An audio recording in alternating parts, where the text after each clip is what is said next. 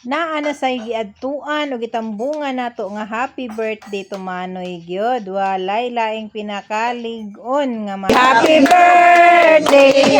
birthday to Manoy. iyang adlaw na tawhan og imbitado ming tanan. Syempre, di balibaran kay kaunan na naman. Charot lang. Sa dihang nagpadulong na miwa na lang ginahuna ang matatuan na sa litson nga perting dakua kay ting paniud dali nagpanikad kay lagi gusto nang moabot sa adtuan. Kay ang litson ug mga salad naghulat. Syempre, ang nakauna bongga sa lamisa pero ayaw kabalaka kung naulahi ka kay naapay daghan sa kusina. Pero ang tag-iya wa gyud niya damha nga ang iyang bulak giharbis na. Ang na-birthday dili kay paniud tura ang gianha kung dili ang mga bulak nga perting mga gwapaha. Syempre di ta magpaulahi kay usahay mauna pag yun ta. Syempre wa gyud giduha-duha pagpangayo ang mga barigitid nga perting nindota. Pero dala na gyud tanan kay ang kalipay di gyud mabayran kaning magtapok bitaw ta nga talagsara perte daghanan natong mahimo nga istorya.